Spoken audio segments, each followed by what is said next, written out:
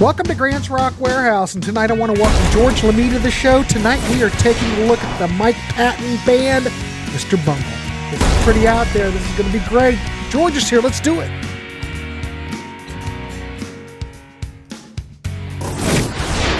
Grant's Rock Warehouse is trying to change the world one track at a time. Welcome to Grant's Rock Warehouse, and tonight we are tackling a band that I don't think too many people talk about. We're talking about the band Mr. Bungle.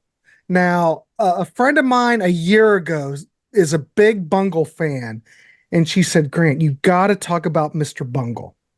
Now, I've thrown this out to many people. I couldn't get anybody to talk about it, but I'll be darned if George Lamie is here in the hot seat talking Mr. Bungle with me. So we're going to talk about the band, and really all we're here to do is try to turn you on to stuff. And, you know, if this is a little bit out of your wheelhouse, maybe you might like it. George, nice to see you. How are you? Welcome to the show. In fact, this is his virgin episode, ladies and gentlemen. So, you know, keep that in mind. So welcome to the warehouse. Nice to see you. Good to see you. Glad to be here. So, Mr. Bungle started out in 1985 in Eureka, California. If you ever listen to Rand Kelly, he will go on and on about Mike Patton working the damn record store. You know how many times I've heard that story? About a bazillion. Well, yeah. You know, I threw this out to Rand. I said, Rand, if you're such a good friend, you probably could talk Mr. Bungle. He could not even attempt it. But we're going to attempt it today. So it was high school friends, Trevor Dunn, Mike Patton, Trey, can't pronounce his name, Burns, Jed Watts, but they did this back in 85, way before Mike Patton becoming a member of Faith No More. But it's really kind of out there. Actually, I'm going to ask George. George, how would you classify Mr. Bungle? If you're going to recommend this to somebody, how would you describe this band? They're a real blender of styles. I mean, there's so many listed genres on their Rate Your Music page that you'd look at it and you'd say it's foolishness that nobody has all that in one package, but they do.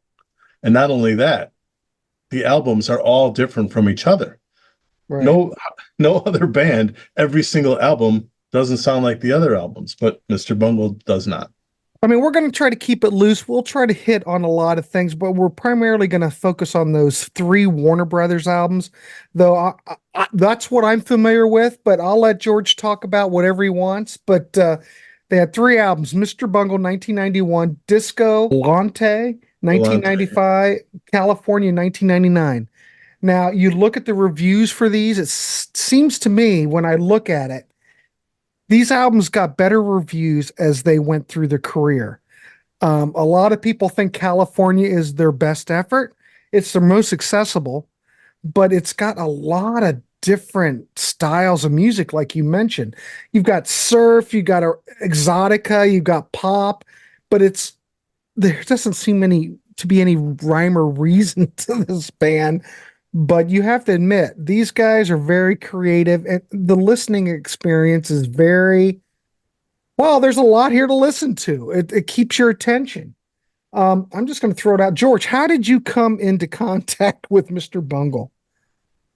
The first time I remember hearing them, the guys I hung out with, we used to have parties on the weekends all the time, and I was over there for one particular party, and a guy had the first album demo, which is called OU818, and he was playing that, and I had my ears perked by it. You know, I'm like, this is real interesting. And they said, well, we didn't think you'd like it because it's got kind of a Zappa thing going, you know, where it's a mix of a lot of stuff and there's humor in it, and we didn't think it would appeal to you, but I was hooked. I mean, when I heard it now, I definitely fell right into it. I'm like, this is great, you know. And so by the time the debut came out, I knew I was going to get it and be all over it. And so, because the OU818 demo is 4 songs are on that made the album. So it was a good indicator where they were going to be.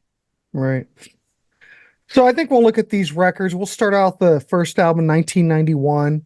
Like I said, we're primarily looking at these Warner Brothers releases now, I must say that he got hired to be the lead singer of Faith No More.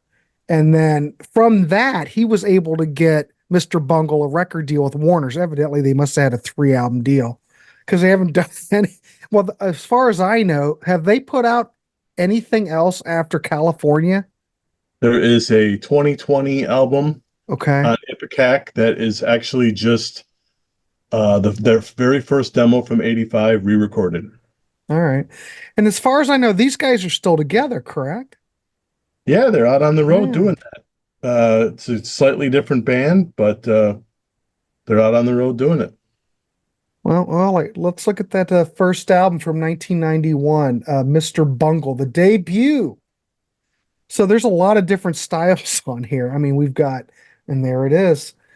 We can hold that up. Of course, I will put graphics in later, but there it is right there. You've got funk, you've got metal, you've got ska. It's very avant-garde. This album's really out there. So when you first listen to this, or how do you feel about this record today? And give like here for everybody here watching, like give a mini review. Let's give a ranking how we feel how this record is. I don't know, just give us your thoughts on it. I'm probably going to overgush about this album because I think this album is a complete masterpiece. Like you said, there's funk metal, it's experimental rock, there's circus march, ska, sound collage. It really is everything but the kitchen sink. So if that approach bothers you, you might have difficulty with it. A lot of people like to say it's weird for weird's sake. If you've ever seen interviews with these guys, I don't think you'd say that anymore. I mean, they're generally pretty weird. I don't think they're putting on a show here. My favorite tunes are Slowly Growing Deaf. That's kind of a funk metal tune. Carousel is absolutely in the funk end of it. That was an early demo track that they improved. It was on a couple of their demos, and they really shaped that song. You can hear the development. And Stub, which is kind of the circusy, towards the circus end of things, but it's a strange twist. The lyrics are about the guy's dog that died. It's like these sensitive lyrics crossed with this schizophrenic music. Mm-hmm. It's a track that Avenged Sevenfold wanted to do a version of it on the Warner Brothers anniversary album, and Warner Brothers said no. I think Warner Brothers kind of wants to forget Mr. Bungle. You know what, though? You mentioned that, but this is still in print. I don't know if it's still in print here, but I think it still is in print here. Because when I got this, this is like a Canadian pressing. I don't know if this is all out of print or not. Yeah, I'm not sure either. You could still get them. You can go on Amazon and get it. If you need physical media, and I'm a physical media guy, I've got to have physical media. Exactly. But it's out there, and it's not very expensive. So anyway, go ahead. Sorry. For me, there are no bad songs on this album. This is an honest truth. This is in my top 3 of the 90s. I mean, I really love this album. Any album where Patton sings melodically, I like, but you have the adventurous music here that as a prog fan, it really draws me in. I wouldn't call this prog as a genre, but it is very progressive. You have to be, I wouldn't even say you have to be a fan of humor in music, but you have to at least be accepting of it. Because I wouldn't call myself a fan generally, but it doesn't bother me. I mean, some of these lyrics are out there. I mean, there's scatological stuff. There's, porn stuff. They go into a lot of areas that you're not going to expect from your average rock band. But, if you just go and...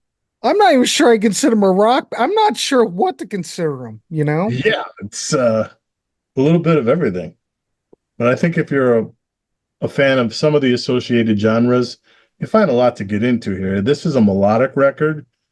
Mike Patton's melodies, they signed this for a reason, Warner Brothers, because melodically he's close to what he is in Faith No More. The music's not close to that, but melodically, I think for me, this is just as solid as the Faith No More stuff. So It's just a little bit more out there. In fact, I'm just going to throw this out to you, putting you on the spot. If you were going to compare Mr. Bungle to like another artist, or, you know, there's some other artists who are out there. I mean, this, I would classify this as avant-garde. You were mentioned it's prog, but it's not prog. This is, Yeah. I would say this is more avant-garde. What, I don't know. But it's, if you ever listen to the Resonance, I mean, the Residents, they're out there. This is also very out there. But I mean, if you like the Residents, you might like this. I'm just saying, you know, but I don't know. Thing is this is not just one thing. Right. If you don't like what they're doing on this song, wait for the next song because they could be doing something completely different. That's Mm-hmm. kind of what it is. So it's hard to pigeonhole genres like that. Mm-hmm. But I don't know. What would you uh this is really hard to do because this is so out there. I don't even know how to even really tackle it. Um, I do know that the reviews for this record back in the day, what did Rolling Stone give it? Okay. Rolling Stone gave this a 3.5 out of 5. Wow. Um, which I'm surprised because usually Rolling Stone would hate this type of thing. Yeah. But they were really into the fact that they were able to mix genres around and have bizarre soundscapes. And they thought it was very, very innovative and challenging. It's good. What would you rate this record? I mean, you obviously you're into it, you like it, but what would you rate it out of, let's say out of 10? 10. This album Okay. is near perfect to me.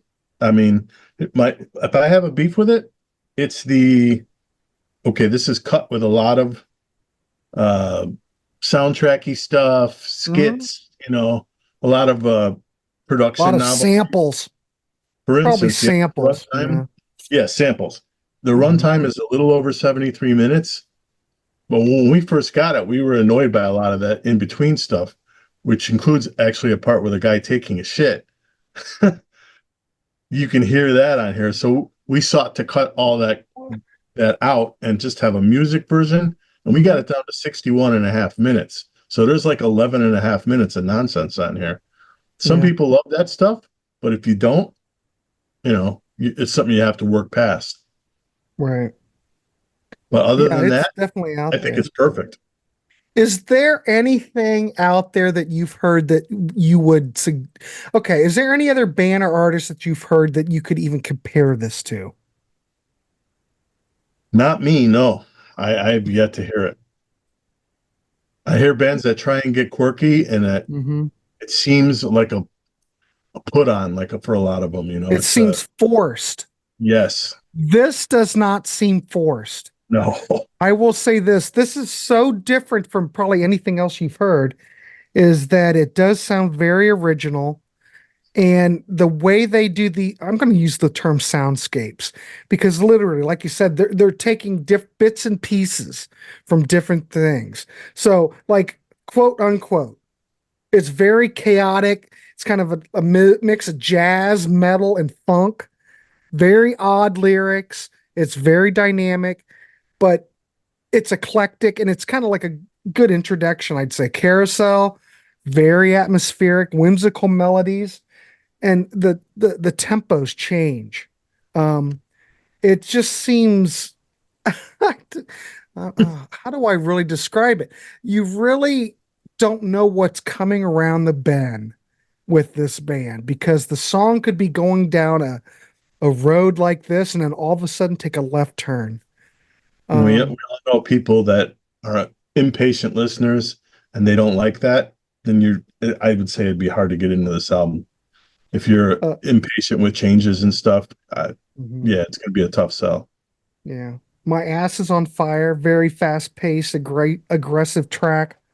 Uh, very metal oriented, I guess. Yeah, Hard to pigeonhole these guys. it's a heavy riff, but there's a Mhm. saxophone that doubles the riff. It sounds Well, of great. course. Of course. Kind of like the Move, you know, or Yeah, Roy Wood. Roy Wood would love to put sax against a heavy groove. this is Uh, not for Marlon Hill. yeah. There's a full-time sax player on all these albums. So Yeah. Dead Goon. Closer, it's very sprawling. It's an epic track. Weaves through the multiple genres that we've kind of already set up. But this record is very predictable. Well, I mean, unpredictable. Kind of like the Residents, because you never know what the Residents are going to do. But this is different than the Residents. It's different than Zappa. Like your friend said, well, you don't really like Zappa, but or whatever back in the day. Yeah. This is not like Zappa either. This is totally its own animal. But Yep. I think it's look, we George gave it a 10 out of 10. I would be uh I think I could give it an 8 out of 10. I mean, this is out there, but I think it has a lot to offer if you want to go check it out. Now, I do want to mention if you know this band and you're familiar with the catalog, I want to hear what you have to say about it in the comments below. So please leave a comment. We'll look at the comments. I want to know how you feel about this band. It's out there, but some of the viewers here love this kind of stuff, and we're just trying to turn you on to stuff. So, all right, that's Mr. Bungle 1991. So the Disco Volante album, 1995. What can people expect? You've gone from 1991 to 1995. How did the band change here, George? Drastically. It's to me, it's way more avant. The production, I think, is a little too cute for its own good. It's self-produced, and they're throwing everything but the kitchen sink in production-wise. To me, it's distracting, but I know some people think it's Uh-oh. freaking genius. Well, what do you Yeah, mean? Wait a minute. What do you mean by like more? It's cuter. What do you mean? they're, What do you mean? they're like they can't just let a song be. They gotta throw something in, tweak it, make it sound like it's in the bathroom, just throw everything at the wall. Okay. There's no time where you're just letting a song be a song, like say some of the stuff from the first album, like Carousel or Travolta, some So songs you're like saying that. what I'm getting is you're saying might be a bit overproduced, even though it's Yes. self-production, but they just couldn't leave things well enough alone. Yeah, completely. Um, it's one of the listed genres for this is brutal prog. Another one is noise. You're definitely going to get some noise on here. If you if you don't like noise, you might have a tough time. For me, my favorite tracks are probably Platypus, which is an older track that they did for this. Carry Stress in the Jaws, kind of a jazz meets death metal. There's a jazz intro, and they're bopping hard, and all of a sudden, boom, they go into a death metal riff. It's really jarring, but that song I kind of like. Mamishka Mausquaz. That's kind of an interesting song. My thing with this album is I don't feel Patton is utilized in the way that he is on the other two albums. Like they're not capitalizing on his melodic sense. He's more doing screamo stuff on here. Some songs doesn't sing at all. There's a lot of long instrumental passages on this one. If you think the first one's all over the map, this one is really all over the place. Just when you think they couldn't get any further out, they do. Yeah. Yeah. And I'm sure the temptation was there to do a repeat of the first album because it did pretty well critically. But instead, they're just like, nope, we're going to do something way Yeah, different. I'm just surprised. I'm just saying, I'm just surprised because you wouldn't think that they would end up getting further out, but they do get further out. Yeah. Um, but I have to say, I was looking at reviews. I always go to look at reviews and see what people say, but Pitchfork gave it an 8.5 out of 10. They said Mr. Bungle at their most experimental, eclectic mix of styles and avant-garde. It pushes the boundaries of what rock music can be. It's bold, uncompromising work demands rewards with repeated listens. And I do have to agree. This band, Mr. Bungle, I think a lot of people like when I threw this out to some people and I said, well, listen to it and let me know if you could do it. People could not. I don't think they could handle the repeated listens. Yeah. They didn't get it. And I think you All just these have to albums, you really, have to sit with them. yeah, it's not like it's going to hit you right off the bat. But Yeah. the more you sit down with them, the more that they open themselves up and you start to understand. So, this is the way I look at it, George. A lot of those really great albums that really are critically acclaimed, maybe on those first listens, you listen to them and you might not get them. I've got like a story. My buddy back in the day said, Grant, you have to hear Beach Boys' Pet Sounds. Absolutely phenomenal. And when I first heard it, I picked it up. I first heard it. I'm going, I don't get it. But the more I listened to it, the more brilliance of Brian Wilson would come through, and I totally get it. Bungle is kind of like that. These guys are brilliant, but you really have to sit down with it for, you know, it to expose itself, so to speak. Um, but anyway, this record got better reviews than the first record. I'm just curious, what would you rank this? Well, how would you rate this one? 1 to 10? Yeah. Honestly, a 5. But with the caveat that says, I get the people that like this one better because it's going to depend on what you value in music.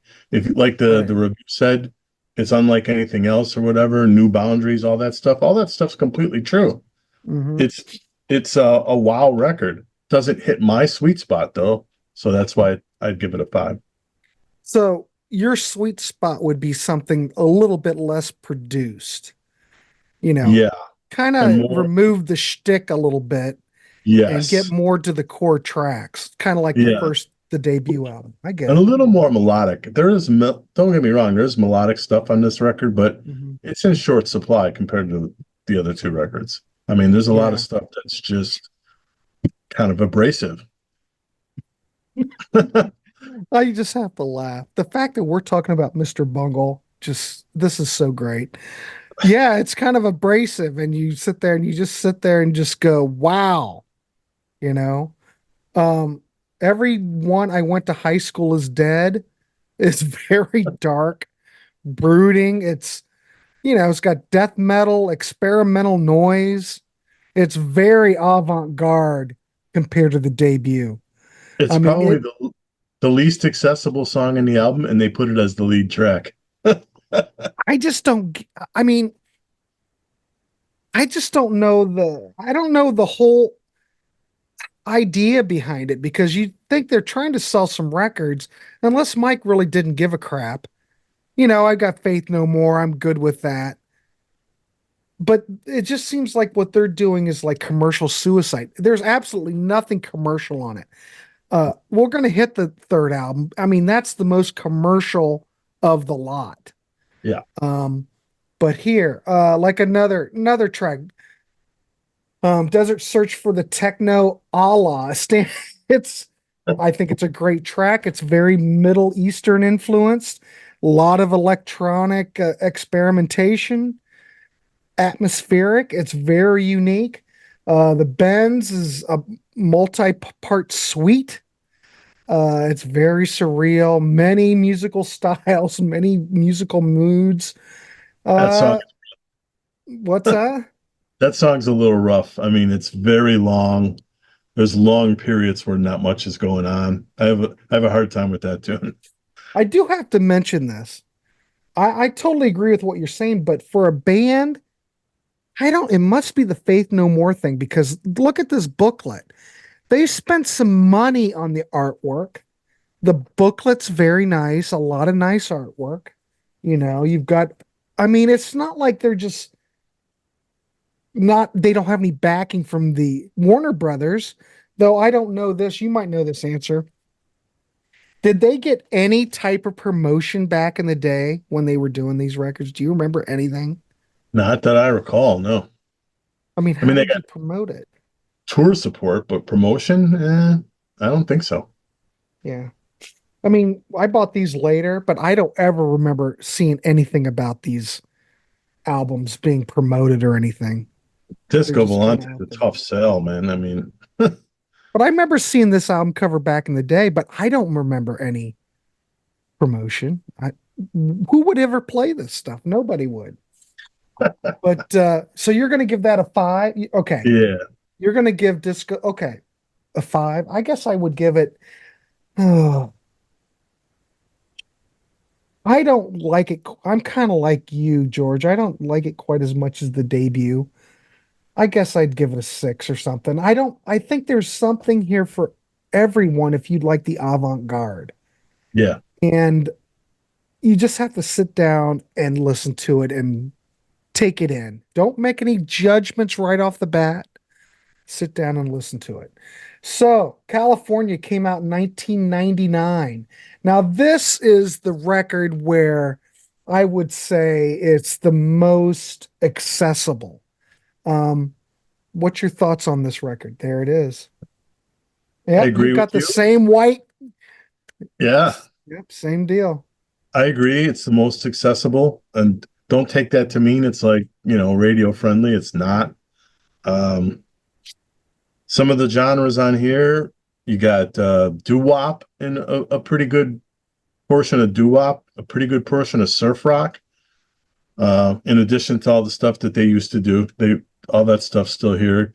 Not really too much death metal. Maybe one. None of them knew they were robots. Kind of a fast, very fast tune. But other than that, I don't think the death metal is here anymore. Um, you got a couple unexpected for a band like this. You have two sweet ballads on here, Retro Vertigo and Pink Cigarette, which is probably a surprise. But you got a singer like Patton. It's a smart move, I think. Did they Yeah. promote him? No, of course not. They didn't even put the lyrics in the sheet. You had to go to a website to order the lyrics at the time. See, they weren't backing them as much at this point. I Yeah, mean, I think they knew. it's not very much here in the booklet, just some Yeah. artwork. You get all the track info, but you don't get, it's not like what they did on the previous record. So my favorite song, Ars Moriendi, is Mhm. kind of like a reined in version of the Disco Volante stuff with more melody. Uh, that's my favorite tune. Then the aforementioned Retro Vertigo. That's one of my favorite ballads of all time. I really like that song. Just a simple electric piano riff. Bassist Trevor Dunn wrote that one. That's really good. I pretty much like every song on this. Possible exception, Holy Filament. Not a lot going on in that one, but I don't dislike it. It's just kind of a little undeveloped. Mhm. But uh, basically, if you like melodic pattern, it's here in spades. There's a lot of good vocal melodies on this. Yeah. Hardly any screaming. I mean, coming from that Zorn camp, he got into screaming. He did albums with Zorn where he's doing a lot of screaming.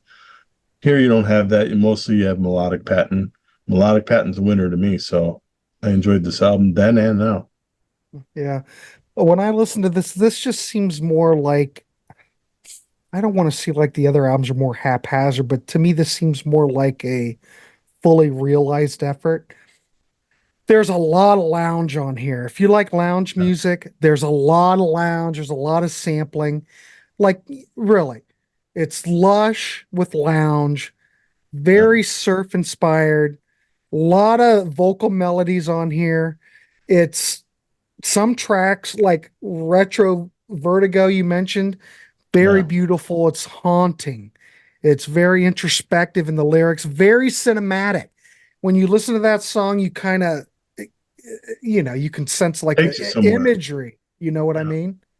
Um, but yeah, it's very emotional. And Mike Patton sounds great on here. The other thing is when I listen to this record, now this is a stretch, but during this era, I probably should have thought more about this on the Disco Volante, but on this California album, I really think about Beck's Odelay on here because Beck would do a lot of sampling. For some reason, this just seems more like it seems more like a version, a lounge version of Odelay, but way further out. Now, I know that's a stretch, but for some reason, I think of Odelay, which I think is a masterpiece. Um, Goodbye Sober Day, the closer, very explosive, I think. It tops all kinds of different genres. It's very eclectic and it's very high energy. but I like it. All right. I like the whole thing. This record, I think, is their crowning achievement. If they hopefully they'll come back and produce more. I don't know, but I think this is really a fine achievement. Probably the most realized effort. I would give this me personally. If we're rating this, I would give it a 10 out of 10. George, what would you give it? I think I'll go 8. I Hmm. really enjoy it. From track to track, it's a little, I don't know. I just don't have the same feeling for it that I have the debut, but there's nothing to really complain about on this record. Right, I pretty much enjoy the whole thing. right. I just look at it as like it's much more realized. I think the tracks flow better together, and well, that might be the whole thing. I don't have a problem with any of the songwriting on these things, but it just seems more complete to me. And that just might It's be me. it's That funny could you be say just they me. flow together better, but I bet we could give a newbie this album and they would be like having that schizophrenic feeling because Yeah, literally you got Sweet Charity's got it's like kind of ballady with a doo-woppy kind of thing. Then yeah. you go into None of Them Knew They Were Robots It's and you're into totally. this.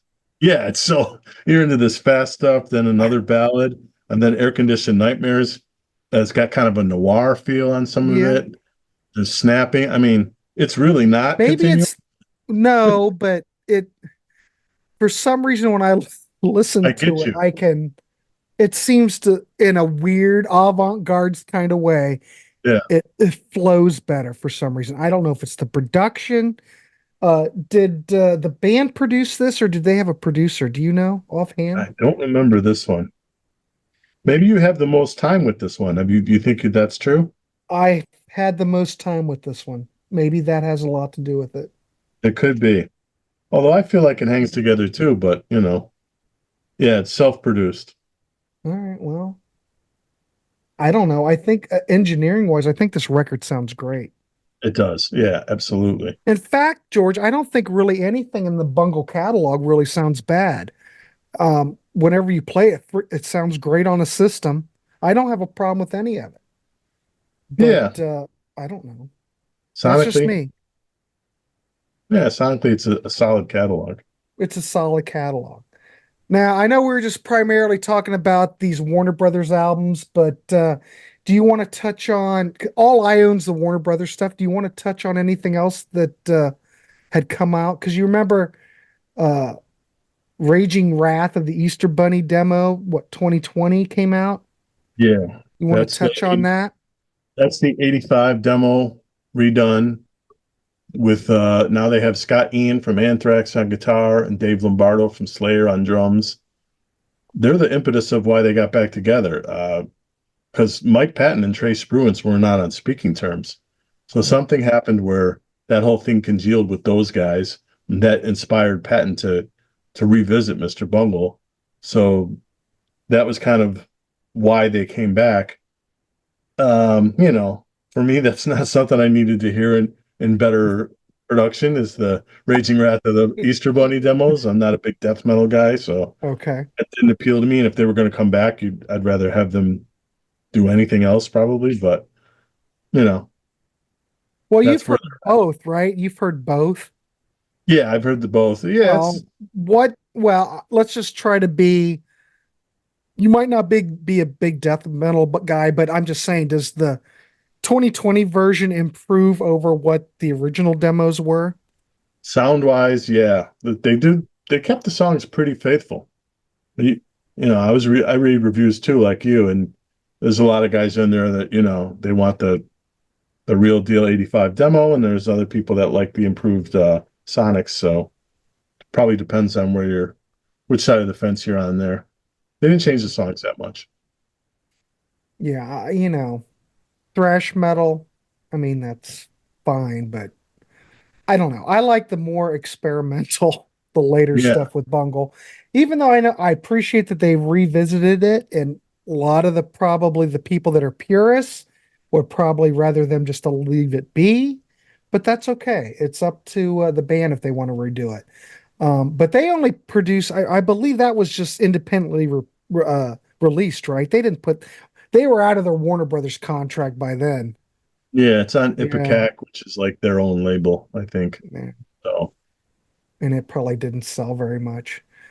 But but my they're friend still like loves you said, Bungle. they're still out there touring that, and that's all they play. They don't play this other stuff. They only play Mm, that stuff, which is yeah, kind of makes sense. Scott Ian and Dave Lombardo are thrash musicians, so right.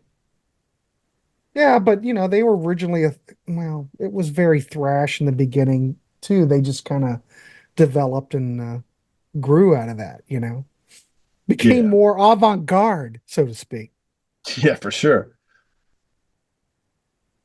So is there anything else we want to talk about the band? Anything else you have heard or you want to turn on anybody to? Or is there anything else in the catalog worth seeking out that I don't even know about? Well, they have a fairly well publicized demo history. After Raging Wrath of the Easter Bunny, they did one called Bowl of Chili, which kind of sounds like Fishbone, like a weaker Fishbone. Oh, And then they really? had God Damn It, I Smell America, which is the first recording where they're kind of sounding like the uh the bungle that would come to be on the first Hmm. album. They're building, and there's some songs are on there. Carousel's on there, Egg is on there, and then the aforementioned OU 818 is again further along down those lines. So a lot of bands, their first album is really good because they took the demo process to get their shit together. And Mr. Bungle is definitely one of those bands because you can hear the progression as the demos go along. Yeah. They also Very. did, they recorded actually Platypus and the theme from Thunderball, the James Bond movie, during those sessions. So those are out there too.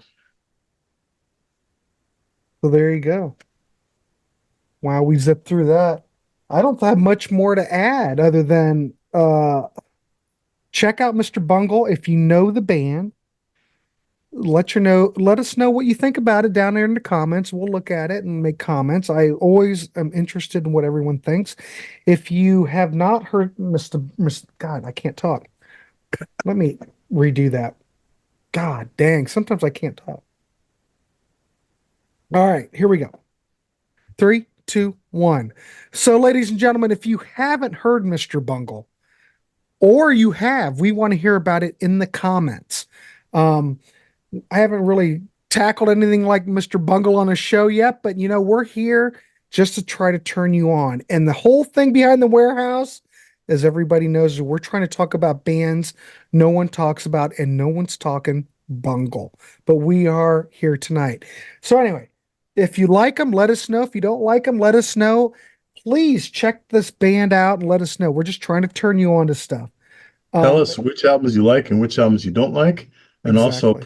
put what other bands you think sound like Mr. Bungle or take from Mr. Exactly, because I know I've mentioned the Residents. They don't sound like the Residents. I mean, they're like I said, it reminded me of Beck off of Odelay for a bit, but there's really nothing here that reminds me of that. You might think Sparks. These guys are further out than Sparks. Um, I really would like George and I would really like to know what you think of this band. So, based on that, I think we can wrap this dog up, George.